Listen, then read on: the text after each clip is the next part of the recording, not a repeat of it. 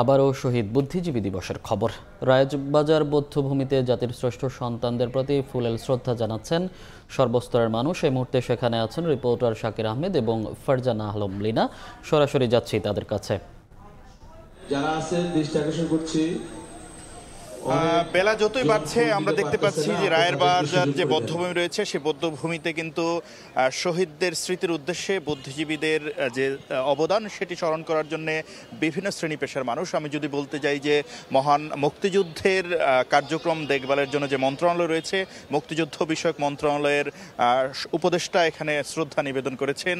বিভিন্ন রাজনৈতিক দল যেগুলো রয়েছে, বিশেষত আমি যদি বলতে যাই জাতীয়তাবাদী দল বিএনপি সহ অনেকগুলো রাজনৈতিক দলও কিন্তু তাদের সেই শ্রদ্ধা নিবেদনের পালা সেটি শেষ করেছে। এবং সামাজিক সাংস্কৃতিক সংগঠনের কথাও যদি বলি, তারাও কিন্তু আজকের যে শ্রদ্ধা নিবেদনের যে পালা সেটিতে আমরা দেখতে পেয়েছি তারা আমি একটু বলতে চাই যে এই যে বুদ্ধিজীবী দিবস পালিত হচ্ছে, আমরা বুদ্ধিজীবীদেরকে স্মরণ করি। আসলে বুদ্ধিজীবী কারা সেটাকে ঠিকভাবে কি সংজ্ঞায়িত করা হয়েছে বা তার কি কোনো তালিকা আমরা পেয়েছি কিনা আজ অবধি? লিনা, এই যে শহীদ বুদ্ধিজীবী কারা, পাশাপাশি সারা দেশে কি পরিমাণ বুদ্ধিজীবীকে 1971 সালে হত্যা করা হয়েছে সেটি নিয়ে কিন্তু দীর্ঘদিন ধরে কাজ করার জন্য রাষ্ট্রের প্রতি সাধারণ মানুষ, যারা মুক্তিযুদ্ধ করেছেন, মানুষ, ইতিহাসবিদ থেকে শুরু করে সচেতন নাগরিক সর্বমহল এই পূর্ণাঙ্গ তালিকা তৈরি, পাশাপাশি আসলে তাদের তালিকাটি প্রস্তুত করার জন্য একটি তাগাদা ছিল, দাবি ছিল। আমরা দেখতে পেয়েছি স্বাধীনতার 53 বছরেও কিন্তু সেই পূর্ণাঙ্গ তালিকাটি হয়। পাশাপাশি কারা শহীদ বুদ্ধিজীবী হবেন সেটি নিয়ে গত বছর মুক্তিযুদ্ধ মন্ত্রণালয়ের পক্ষ থেকে একটি সংজ্ঞা দাঁড় করানো হয়েছে, যেখানে বলা হয়েছে যে 1971 সালে এই যে বাঙালির যে মুক্তির সংগ্রাম, সেই মুক্তির সংগ্রামে নেতৃত্ব দিয়েছেন যে সকল শিক্ষক, চিকিৎসক, পাশাপাশি শিল্পী, সাংবাদিক সহ সচেতন যারাই আসলে নেতৃত্ব দিয়েছেন, সেই যারা অবদান রেখেছেন আসলে আমাদের সেই মুক্তি আন্দোলনের পেছনে, তাদেরকে বুদ্ধিজীবী হিসাবে নির্ধারণ করে কিন্তু সংজ্ঞাটি দেওয়া হয়েছে। কিন্তু সেখানেও কিন্তু বিতর্ক এখনো চলছে, কিন্তু সব বিতর্কের ঊর্ধ্বে যেও সেই তালিকার যে পূর্ণাঙ্গ তালিকাটা পাওয়াটার যে সেটাই কিন্তু এখন আমাদের সবার আগে আমাদের আগ্রহের জায়গা, যে আমরা এই পূর্ণাঙ্গ তালিকাটা দেখতে চাই। আপনি ঠিকই বলেছেন যে আসলে এই শহীদ বুদ্ধিজীবীদের তালিকা সহ মুক্তিযোদ্ধাদের তালিকা তৈরি করা, প্রতিটি তালিকাই যেন স্বচ্ছ প্রক্রিয়া হয়, কোনো ধরনের রাজনৈতিক প্রভাব যেন এখানে কাজ না করে, সেটি কিন্তু সর্বসাধারণ থেকে শুরু করে যারা এর সঙ্গে জড়িত সেই অগ্রনায়ক মহান মুক্তিযুদ্ধের যারা সমর যোদ্ধা, তারাও কিন্তু সেটি চান।